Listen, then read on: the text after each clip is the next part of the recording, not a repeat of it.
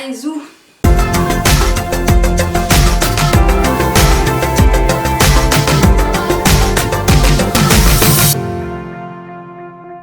Bonjour tout le monde, on se retrouve aujourd'hui pour faire un petit bilan top et flop. Donc le petit récap des... ça fait un petit moment que j'ai pas fait de vidéo favori, je crois depuis le mois de juillet. Donc c'est le moment de faire un petit peu le récap top et flop, donc les produits que j'ai testés ces derniers temps et dont je voulais vous reparler puisque je n'avais pas encore eu l'occasion de le faire ici. Je commence avec le make-up et je commence avec les tops. Vous ne serez pas surprise, mais bien sûr la Natasha Denona Glam Palette, vous avez eu la vidéo la semaine, là il y a quelques semaines. Je crois que c'est ma palette préférée de toutes les palettes que j'ai maintenant. Elle est vraiment géniale si vous avez envie d'une palette pour tous les jours, qui soit chic, vous pouvez faire plein de maquillages différents avec, allez-y sur celle-ci, elle est vraiment magnifique. Donc je m'étends pas parce que j'en ai déjà parlé. Alors un petit produit que j'ai beaucoup apprécié, que j'ai acheté par hasard pendant les vacances, c'est un petit kit Beauty Blender. C'est comme une petite trousse comme ça, où à l'intérieur vous avez un mini savon Beauty Blender avec un petit support et donc bien sûr un Beauty Blender original. Et vous mettez tout ça dans la petite trousse qui est en plastique, mais qui a à la fois les petits trous derrière pour pouvoir laisser sécher et évacuer l'humidité et que l'éponge ne moisisse pas dans le truc. Et ça c'est hyper pratique quand vous partez en week-end. Je crois que ça coûte exactement le même prix que l'éponge seule. Oui c'est ça, donc ça coûte 18 €, ça coûte le même prix que le Beauty Blender tout seul. Sauf que vous avez la petite trousse et le petit savon à l'intérieur. Le petit savon marche hyper bien, je dois dire, mieux que le savon de Marseille, enfin le pain de savon classique que j'utilise d'habitude. Et la petite trousse est super pratique quand vous partez en week-end parce que des fois pour trimballer le Beauty Blender et que ça reste propre dans la trousse à maquillage et tout, c'est pas génial. Surtout quand vous venez de l'utiliser et qu'il est encore mouillé, que vous devez le ranger quelque part et vous êtes chez quelqu'un. Vous le mettez là-dedans. Donc ça c'est super bien, je vous le conseille. Et puis vous l'achetez une fois et puis après vous rachetez que le Beauty Blender et éventuellement le savon si vous voulez, mais le savon n'est pas indispensable. Ensuite, je voudrais revenir sur un truc, c'est le mascara de chez Kiko. Vous savez mon mascara préféré là que je vous présente depuis hyper longtemps, le Luxurious Lashes Waterproof qui était dans ce packaging magnifique ici, bleu absolument sublime. Il a été repackagé ici.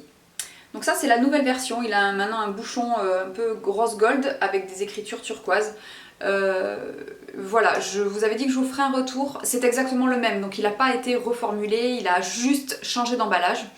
Il est toujours le même que dans l'ancienne version, donc moi c'est un mascara que j'aime énormément. Je sais qu'il y a beaucoup de gens qui ne l'aiment pas parce que c'est un mascara qui fait un effet assez naturel.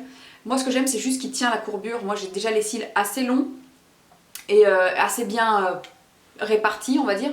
Et le seul problème que j'ai c'est qu'ils sont comme ça, donc je les recourbe et pour fixer ça je mets juste un petit peu de ce mascara là, c'est celui que j'ai mis aujourd'hui. Et je l'aime beaucoup parce qu'il fait pas de paquet, il sépare bien les cils, il demande à être travaillé un petit peu longtemps quand même puisqu'il dépose très peu de matière en fait quand vous l'utilisez, mais il a une brosse à picot qui sépare bien les cils, qui les peigne bien et moi je l'adore, donc je vous confirme que la nouvelle version c'est la même que l'ancienne. Alors ensuite un autre favori, et ça vous vous y attendez également, c'est le fond de teint Too Faced, le Born This Way Matte.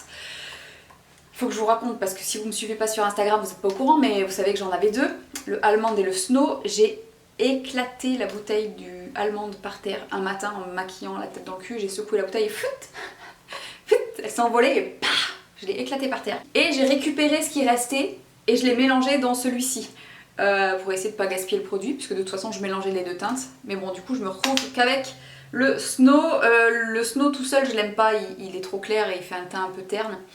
Donc ce fond de teint là, j'ai eu l'occasion du coup de le porter pas mal pendant les jours qui ont suivi ma revue que je vous ai publiée ici. C'est un fond de teint qui est très bien pour les peaux grasses et j'appuie vraiment sur ce point, sur les peaux grasses. Allez, pour les peaux mixtes pourquoi pas, mais pas pour les peaux normales, les peaux sèches et surtout pas pour les peaux déshydratées parce que c'est un fond de teint qui est très matifiant, c'est-à-dire qu'au fur et à mesure de la journée, même sur une peau grasse, vous allez sentir que ça assèche entre guillemets, donc c'est vraiment, ça absorbe le gras de votre peau et ça maintient vraiment la peau mate et ça peut même, surtout sur la zone où il y a le masque et c'est un peu plus irrité et que ça peut être un peu plus sensible, on sent que c'est un fond de teint qui peut tirailler les peaux qui sont pas grasses en fait. Donc c'est vraiment un fond de teint que je vais réserver uniquement aux peaux grasses. Je l'ai testé, j'ai retesté le Stay Naked. Vous avez été nombreux à me dire, à me demander lequel je préférais. Je crois que je préfère le Too Faced parce qu'il est un petit peu plus couvrant que celui-ci. Donc on peut en mettre moins, faire une couche très fine. Du coup il va aussi être plus économique parce que celui-là il faut que je mette au moins 2 pompes alors que celui-ci une pompe ça suffit. Le seul problème c'est que je préfère la couleur du Stay Naked, je préfère le choix de teinte, le packaging est en plastique, donc comme j'ai 2 mains gauches, pour moi c'est mieux. Les couleurs chez Too Faced ça va pas du tout. Mais au niveau de la formule et du rendu, du fini et de la tenue, c'est celui-ci qui l'emporte. Donc si vous avez une peau très grasse, n'hésitez pas à jeter un petit coup d'œil à cette nouveauté. En plus, il n'y a pas d'alcool dedans il me semble, donc il ne va pas irriter votre peau si vous avez de l'acné par exemple. Ce qui est un bon point, donc je le valide. Voilà, je vous confirme que c'est toujours un produit que j'aime beaucoup. Je pense que je rachèterai l'autre teinte que j'ai cassé, un de ces 4. Un rouge à lèvres, à chaque fois que j'ai mis ce rouge à lèvres dans un look, dans une vidéo, dans une photo Instagram, quoi que ce soit, à chaque fois j'ai reçu plein de messages en me disant mais c'est quoi ce rouge à lèvres que tu portes? C'est un rouge lacquer de chez Sephora en teinte L20, cette espèce de rouge brillant marron froid que vous m'avez vu porter pas mal de fois, notamment dans le look un peu rock, mat que j'avais fait avec la glam. C'est un rouge brillant, marron, mais hyper froid et qui est super bien réussi parce qu'il n'est pas trop foncé, il n'est pas trop clair. Il est vraiment chouette et c'est pas des couleurs qu'on voit tous les jours, donc si vous vous demandiez, je l'ai rajouté après dans la barre d'infos parce que j'avais oublié de le mettre. Vous avez été nombreuses à me demander si vous cherchez voilà, un marron froid pour là cet automne. Il est super bien celui-ci, mais j'avais déjà fait un make-up avec, je vous l'avais déjà montré. Ensuite une petite surprise chez Morphe. Quand j'ai commandé, donc ça vous l'avez vu sur Instagram, j'avais commandé la 35C Everyday Chic, qui est cette grande palette ici, dont je vais vous parler dans un instant. Il y avait aussi des soldes et j'avais pris cette toute petite palette minuscule, je crois qu'elle coûtait moins de 5 €, avec 3 fards, un marron mat, un noir et un marron métallisé mais foncé. Quand j'ai swatché ces trucs, j'ai halluciné de la texture et de la pigmentation des fards. Alors voilà, je vous montre de plus près, ça voilà de près les couleurs, donc regardez ça. Alors c'est un noir qui est un peu satiné j'ai l'impression, mais alors la pigmentation de ouf de cette palette à 4 balles, je crois qu'elle est à 3,99 €, regardez ça, c'est complètement ouf et ça swatch hyper bien et ça marche super bien sur la paupière aussi. Très belle surprise, je l'ai porté une fois, j'ai trouvé ça génial. Alors après c'est la tenue des fards qui est pas exceptionnelle, c'est des fards qui sont un peu crémeux, donc il faut bien mettre une bonne base, il faut bien poudrer en dessous pour pas que ça bouge. Pour faire des smokies là, voilà, j'adore. Donc très jolie surprise, en plus c'est un petit format très pratique à transporter. Moi vous savez que j'adore les mini palettes, hein. Je vous fais plus un dessin mais j'adore les mini palettes et celle-ci est super bien à transporter. C'est du plastique pas très quali hein, mais côté soins par contre j'ai moult favoris parce qu'en ce moment je suis à fond dans les soins. À fond et du coup j'ai plein de favoris soins. La brume apaisante au curcuma de chez Neutrogena, vous trouvez ça en grand magasin pour quelques euros, pas beaucoup. C'est une brume, déjà le spray, je crois que je vous en ai déjà parlé dans ma routine, mais le spray est super fin et très long, donc c'est très agréable à mettre. C'est à l'extrait de curcuma qui est censé être apaisant, je peux pas vous confirmer, j'ai pas lu de littérature là-dessus, mais en tout cas ça ne brûle pas du tout la peau, ça n'irrite pas du tout la peau. C'est une brume en fait à base de glycérine tout simplement, mais il n'y a pas d'alcool à l'intérieur, il n'y a pas de trucs trop irritants, il y a un peu de parfum par contre, mais j'ai pas eu de soucis avec. C'est indiqué pour les peaux à imperfection, mais franchement je pense que ça peut aller à tous les types de peau. Et j'aime bien utiliser ça au début de la routine ou au milieu pour réhumidifier la peau, pour masser, pour que voilà, si vous voulez garder votre peau un peu humide avant de mettre les soins, c'est mieux que de le mettre sur une peau complètement sèche parce que les soins rentrent mieux. Ça j'aime énormément, donc je l'ai voyez presque terminé. Et ça marche aussi en spray de finition pour le make-up, hein. Ça marche très bien même en courte journée, bah, par exemple avec le fond de teint Too Faced. Si vous portez le masque etc et que vous avez la peau qui tiraille un petit peu, vous pouvez utiliser ça pour comment dire, réassouplir un petit peu la peau. Gros favori, là on est sur un gros coup de cœur, gros favori. C'est l'essence hydratante, la fameuse essence hydratante japonaise là, qu'on voit souvent passer chez les skincare addicts, hein. Toutes les chaînes YouTube et tous les comptes qui parlent de beaucoup de skincare, je crois qu'ils connaissent tous ce produit là. Et du coup je me suis dit que j'allais quand même un jour le tester parce que sur une peau grasse comme la mienne, on cherche des produits qui sont hyper hydratants, donc avec beaucoup d'ingrédients humectant, c'est-à-dire beaucoup d'eau mais pas beaucoup de gras. C'est très difficile de trouver des choses très hydratantes mais pas grasses. Et alors ce truc, c'est une tuerie. J'ai remplacé en fait mon sérum Green Kératine par ça parce que c'est encore plus hydratant que le Green Kératine. Et en plus c'est beaucoup moins cher, donc j'ai pas de scrupule à mettre 1, 2, 3 couches de ce produit là en première étape de ma routine pour saturer la peau en eau, et ça marche hyper bien, c'est hyper agréable, ça n'a aucune odeur, aucun parfum. C'est de l'acide hyaluronique dans une formule très liquide et j'adore ce produit. C'est ma deuxième bouteille, hein. J'en ai déjà une dans les produits terminés, c'est ma deuxième. Je pense que je vais la racheter en 400 ml et je pense que je vais tester la version premium parce que c'est une tuerie. Ça regonfle la peau comme une éponge. Vous voyez, vous prenez une éponge sèche, vous la mettez sous l'eau du robinet et après elle a cette texture là un peu molle. Et ben j'ai vraiment la même sensation sur mon visage quand j'utilise ça. Du coup j'enchaîne. J'ai dans le même esprit, j'ai testé un nouveau nettoyant qui est le Low pH Good Morning Gel Cleanser de chez Cosrx. Vous avez peut-être déjà entendu parler de ce gel nettoyant, qui est un gel nettoyant à base d'eau et qui a un pH acide. Donc en fait, quand on dit acide, c'est qu'il a un pH exactement le même que celui de votre peau. Donc ce gel nettoyant, là, il a un pH acide, donc il a un pH à 5,5 si je ne me trompe pas. Ce qui est très bien pour ne pas complètement défoncer sa barrière cutanée. Donc pareil pour limiter les irritations, limiter votre acné aussi, ou limiter la sécheresse, la déshydratation, etc. Il vous faut un nettoyant qui soit extrêmement doux et qui ne défonce pas, qui n'enlève pas en fait toute la couche de lipides que vous avez sur la peau, parce qu'il faut enlever l'excès mais pas tout.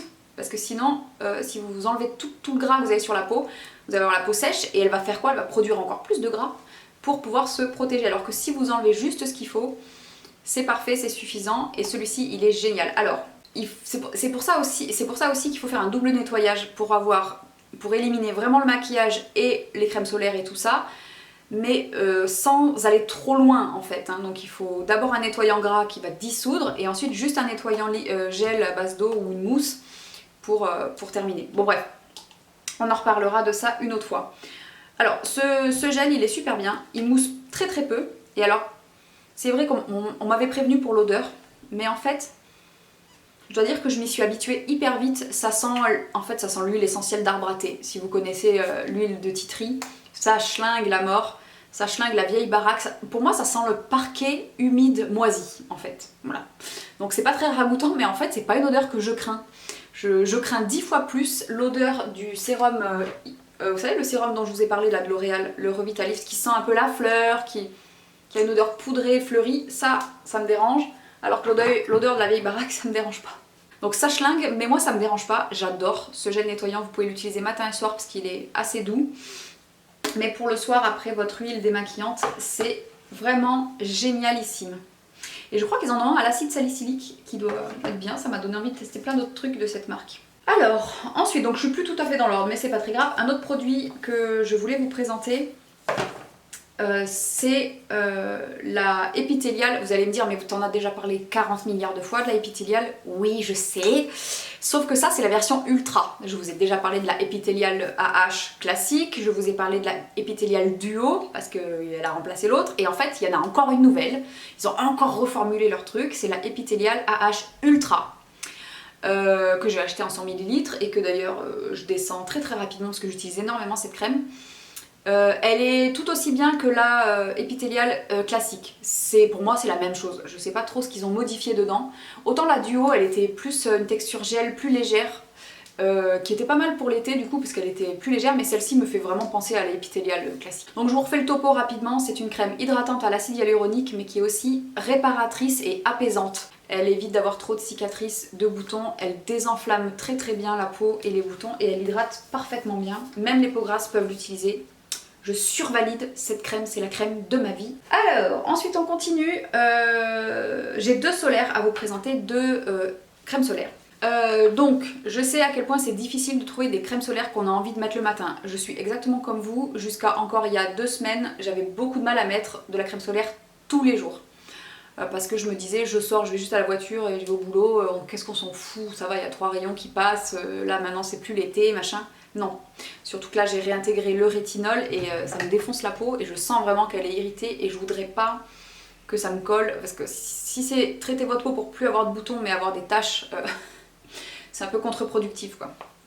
Donc SPF. Alors si vous avez la peau très grasse et que vous avez du mal à trouver une crème solaire qui matifie, donc qui soit pas hyper luisante, qui matifie, une crème solaire qui va pas vous encrasser la peau, que vous avez envie de vous nettoyer direct 3 heures après l'avoir mise, et qui va même améliorer la qualité du grain de peau, je vous conseille de vous pencher sur la SVR Sebia Clear SPF 50. Voilà, c'est celle avec le packaging vert là, comme ça. Alors c'est que c'est un SPF 50, c'est pas un SPF 50+, donc on sait pas trop, mais c'est déjà pas mal hein, si vous mettez ça déjà tous les jours. C'est une crème solaire qui est matifiante, et vraiment elle matifie très bien. Ça marche hyper bien, et elle est anti-imperfection. En fait, à l'intérieur il y a du gluconolactone, qui est en fait un PHA, donc c'est un acide, mais assez doux, et du niacinamide à 4%. Donc elle va améliorer l'aspect de la peau, elle lisse un petit peu, donc elle exfolie un petit peu, elle lisse et elle désobstrue un petit peu les pores en même temps. Alors, si vous avez une routine, par exemple vous avez mis le matin votre essence hydratante et votre crème, donc c'est parfait, vous avez hydraté, apaisé, vous pouvez mettre ce produit-là qui va être un peu exfoliant. Mais ne mettez pas ce produit-là si déjà avant vous avez un sérum anti-imperfection, un acide et nanana, parce que ça va faire trop et vous allez irriter votre peau. Mais sinon, elle est merveilleuse, elle est un peu verte, je sais pas pourquoi elle est verte. Elle sent... ça sent pas vraiment la crème solaire, ça sent un produit... ça sent la crème, un peu fraîche. Je pourrais pas vous décrire l'odeur, mais ça sent pas du tout la crème solaire.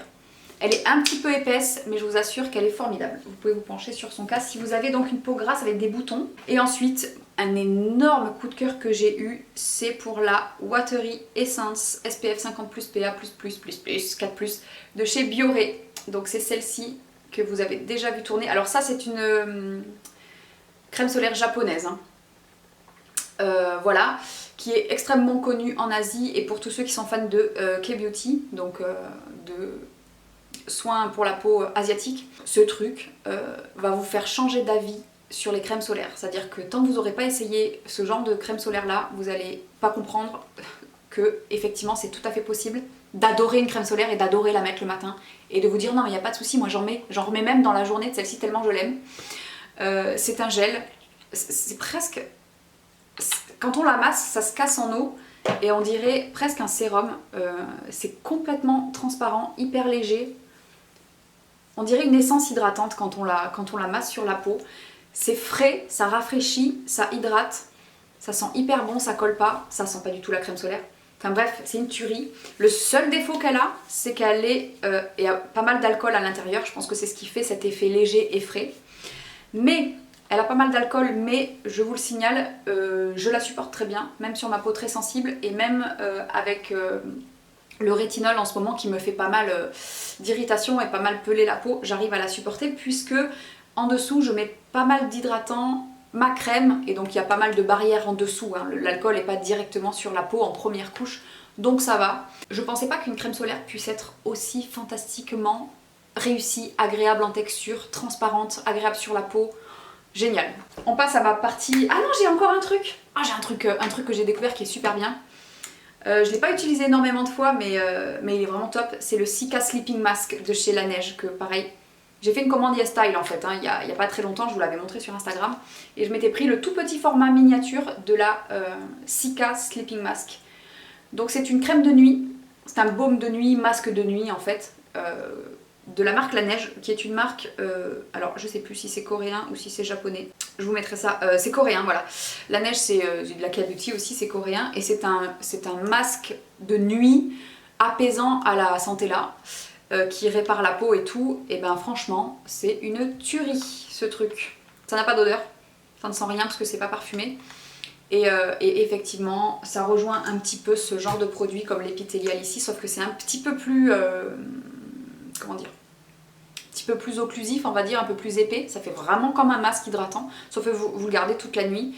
Et c'est pas gras, ça répare très bien, ça hydrate très bien, ça apaise, c'est top. Et on s'en vient maintenant à la partie que je préfère, les flops. Alors, bon, bah, parmi toutes mes recherches et mes tests de produits, bien sûr, des fois il y a des foirés, hein, il y a des trucs où ça fonctionne pas pour moi. Ou alors c'est bof. Un de mes derniers flops assez récents, c'est cette crème de chez CeraVe dont on avait beaucoup entendu parler. D'ailleurs j'en ai utilisé pas mal, hein, mais franchement ce produit là ne m'a pas du tout convaincue. C'est la SA Smoothing Cream, donc c'est la crème à l'acide salicylique anti-rugosité avec de l'urée, 10% d'urée de chez donc CeraVe, c'est celle avec le pot bleu ciel. Pourquoi j'ai utilisé ça? Parce que j'avais entendu énormément de bien de cette crème pour traiter la kératose pilaire, donc cette espèce d'aspect granuleux de la peau quand elle est très sèche. Elle empêche en fait les petits poils de percer et ça fait des petites bosses en fait. Et ça fait donc de la kératose pilaire.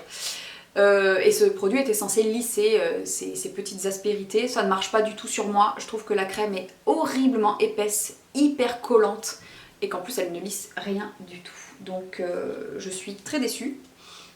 Je continue à l'utiliser parce qu'elle hydrate convenablement. Donc je disais que je continue de l'utiliser parce qu'elle hydrate, parce que je l'ai déjà, hein, je l'ai acheté donc je l'utilise. Il faut en mettre en fait, l'erreur que j'ai fait au début c'est d'en mettre vraiment une grosse couche en me disant allez, j'en mets à fond comme ça va bien agir. Et ben, en fait non, c'est une catastrophe, ça colle à mort. Et même le lendemain quand vous passez sous la douche, vous sentez cette espèce de couche de glu là dessus, j'aime pas du tout.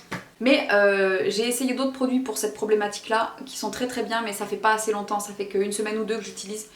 Donc j'attends un peu avant de vous en reparler, d'être sûre certaine que ça fonctionne. Un autre flop côté soins, c'est la crème contour des yeux au kiwi, à l'huile de kiwi de chez Antipode, l'huile de pépins de kiwi hein, de chez Antipode. C'est ce petit pot ici. Et c'est une crème qui est comme ça, donc j'en ai quand même utilisé pas mal aussi parce qu'elle était pleine à ras-bord. Mais je suis pas fan de ce contour des yeux. En fait c'est juste une crème à base de... c'est un baume à base de gras quoi, c'est une émulsion d'huile végétale. Alors c'est très très bien, il n'y a pas de souci, c'est hyper clean. Je sais même pas si elle est bio celle-là peut-être. Voilà, bon bref, la compo super clean, naturelle, tout ce que vous voulez. Voilà, j'aime pas cette crème, je trouve qu'elle est du coup pas assez hydratante. Pour moi il manque voilà, il manque d'hydratation et elle est nourrissante mais elle est pas hydratante et du coup je suis pas hyper fan. En plus quand je mets des crèmes comme ça qui sont très riches en huile végétale, ça me fait des petits grains de milium sur les paupières. Voilà, et quand j'ai commencé à en avoir un, j'ai arrêté de l'utiliser. Je vais la terminer en crème pour les mains ou je ne sais pas quoi, mais je ne l'utilise plus au contour des yeux, ça ne m'a pas convenu. Bien que ça soit un produit qui est très bien formulé avec des huiles végétales nobles et tout ça, il n'y a pas de souci, mais c'est pas ce que mon contour des yeux aime. D'ailleurs j'ai essayé il y a 2-3 jours, il y a une semaine, j'ai reçu une commande Paula Choice et dedans il y avait un petit échantillon de la crème contour des yeux au céramide. Maman comme elle est bien cette crème. Encore un contour des yeux que j'ai pas aimé. Pour toute autre raison, c'est le Revitalift Filler plus acide hyaluronique de la gamme Revitalift de chez L'Oréal. Donc c'est la gamme toujours, vous savez, la gamme comme ça, la violette. Je vous en ai beaucoup parlé, j'avais testé les ampoules parce que c'est de l'acide hyaluronique et c'est plutôt bien à une concentration assez intéressante. Donc le sérum je l'aime bien, les ampoules je les adore et du coup j'ai reçu aussi le contour des yeux, c'est la marque qui me l'a envoyé pour tester. Je vais vous faire un article avec tous ces produits là. Le contour des yeux je l'aime pas du tout. Il me brûle en fait quand je le mets autour de mes yeux. Il y a un petit embout métallique, voilà, qui est assez frais donc pour placer la crème. Ça, moi j'aime pas trop ce genre de truc, mais c'est pas désagréable non plus, mais je sais pas, je vois pas d'intérêt particulier parce que vous le posez sur votre peau, mais à partir du moment où vous avez fait 2 allers-retours, le truc prend la température de la peau, donc bon bref. Je trouve que c'est un petit peu gadget. Mais alors j'aime bien la texture, j'aime bien l'effet hydratant, franchement super. Mais alors quand je le mets, ça me défonce le contour des yeux, ça me brûle comme si j'avais mis de l'acétone quoi. Donc voilà, du coup j'ai regardé un petit peu, il semblerait que... Bon, c'est une supposition, hein, je peux pas en être sûre, mais il y a beaucoup d'alcool en fait, assez haut dans la formule. Alors est-ce que c'est l'alcool qui fait que ça me brûle? Je le suppose, mais je n'en suis pas sûre. Si vous avez testé, dites-moi, mais en tout cas pour moi, ça ne le fait pas du tout. Un produit pour les cheveux que je suis un peu en demi, voilà, un demi-molle, c'est le vinaigre de rinçage de chez Yves Rocher. Donc j'avais acheté ça cet été. C'est celui pour les cheveux gras, enfin les cuirs chevelus gras. Voilà, vous êtes censé mettre ça sur le cuir chevelu après avoir rincé votre shampoing. Et c'est censé donc purifier, faire briller, assainir le cuir chevelu, blablabla. C'est pas désagréable à utiliser. J'ai pas trouvé un effet. En fait, moi, ce que je cherchais, c'était voilà, enlever le calcaire des cheveux. Donc ça fait un peu plus brillant, peut-être, effectivement. On a les cheveux pas mal brillants. C'est très curieux à utiliser parce que ça mousse. Je pensais que c'était vraiment un vinaigre de rinçage. Je pense que vous pouvez faire aussi bien, si vous voulez tester ce type de produit, faites avec un vinaigre de cidre ou j'en sais rien, un vinaigre... je crois que on m'a parlé sur Aromazone d'un vinaigre que vous pouvez utiliser dans les cheveux, que vous diluez avec de l'eau. Ça mousse un peu, je sais pas trop. J'ai pas remarqué que ça faisait graisser mes cheveux moins vite, enfin que mon cuir chevelu regraissait moins vite. C'est ni bien ni pas bien, j'ai pas vu d'intérêt particulier, donc je peux pas vous recommander d'acheter ça. Et maintenant les flop make-up. J'avais acheté pas mal de nouveaux fonds de teint et il y en a plusieurs que j'ai pas du tout aimé. Alors j'ai redonné une chance à l'infaillible 24 heures Fresh Wear parce que c'est un fond de teint que beaucoup de gens adorent. Et je me suis dit, bon, quand je l'ai testé, j'avais la peau très déshydratée et vraiment il me marquait tout. Et je l'avais pris un peu trop clair, enfin bon bref, j'avais pas du tout été convaincue. Je me suis dit, je vais le tester dans une autre couleur. Donc j'ai pris la teinte sans lin. La couleur est bien. Mais il n'y a rien à faire ce produit, même aujourd'hui avec la peau qui n'est pas du tout déshydratée, machin, une bonne routine et tout hydratante, je l'aime pas. Je l'aime pas, je trouve qu'il est pas beau sur la peau, enfin sur la mienne en tout cas. Il marque la sécheresse alors que j'en ai pas. Il me rend la peau sèche alors qu'elle est pas sèche, c'est très bizarre. Donc je l'aime pas du tout, je vais le donner. Décidément, je lui ai donné 2 chances à dans 2 années différentes d'intervalle et ça marche pas. Un autre fond de teint que j'ai essayé, que j'ai pas aimé, c'est le Revlon Candide, qui est comme ça, dans une petite flaconnette, enfin un petit flacon pompe. Ça c'est très pratique, j'aime bien. C'est un fond de teint naturel, fini naturel anti-pollution. Bon alors anti-pollution, j'ai pris la teinte 120 chamois. Donc gros point positif, c'est sur la teinte. C'est une super teinte pour les peaux comme la mienne, c'est-à-dire clair à sous-ton jaune, un peu olive. La teinte est très très bien, par contre le fond de teint il est horrible. Enfin sur ma peau il est pas beau du tout, il marque tout, il fait des effets de texture et de matière. Donc je ne peux pas vous le recommander, je n'ai pas du tout aimé. Et une petite bébé crème très connue qui est la bébé crème de chez Missha avec un SPF 42 PA3+.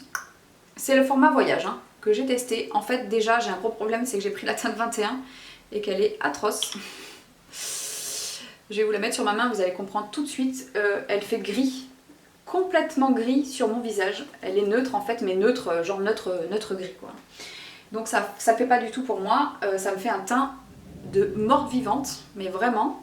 Et en plus, je trouve pas qu'elle soit aussi belle sur la peau que ce à quoi je m'attendais. Donc du coup, je ne vais même pas prendre la peine de la tester dans une teinte différente. Je vais la donner et puis je vais passer à autre chose parce que je n'ai pas du tout été convaincue par cette petite bébé crème. Je préfère largement la CC crème de chez It Cosmetics. J'ai un autre flop et pas un petit. C'est la palette de chez Morphe. La palette 35C Everyday Chic de chez Morphe. Alors j'ai pas testé encore toutes les teintes, mais pour l'instant j'ai pas une seule fois réussi à faire un maquillage où je me suis dit ah ouais c'est pas mal quand même. Si une fois j'ai réussi. Avec le kaki un petit peu, mais alors c'était pas mal, mais c'était pas ouf quoi. Je l'ai testé bien 6 ou 7 fois, hein, mais il n'y a rien à faire. Cette palette me laisse... Alors quand je l'ai vue, les couleurs et tout, oh, j'étais fan. Hein. Les verts, je pense que je peux réussir à faire un super beau smoky vert avec ça. Mais alors toutes les autres teintes que j'ai testées, les nudes se ressemblent beaucoup, ils sont pas hyper pigmentés. Les lumineux sont pas hyper impactants. Là j'ai un lumineux, celui-ci par exemple. Et il est éteint, éteint sur la paupière complètement. Les mats foncés, ils ont l'air très différents comme ça, mais sur les yeux, ils se différencient pas énormément. Il y a beaucoup d'inégalités de pigmentation dans cette palette. Les fards foncés se travaillent pas très facilement. Enfin bon bref, je suis déçue. Je suis déçue de cette palette. Je ne la trouve pas hyper convaincante au niveau qualité des fards. Elle est pas chère, donc on peut lui pardonner. Mais franchement, la passion... Alors quand je l'ai reçue, j'étais au taquet quoi. J'étais vraiment très emballée. Et quand je l'ai eu testé plusieurs fois, le soufflet est retombé aussi vite qu'il était monté. Voilà, on a fait le tour des produits dont je voulais vous parler, des tops et des flops. J'espère que ça vous aura plu. Dites-nous en commentaire si vous avez testé ces produits, ce que vous en pensez. Ça servira à avoir d'autres avis aux autres personnes. Et puis, je vous souhaite une très bonne journée. Je vous dis à très bientôt dans une prochaine vidéo. Ciao!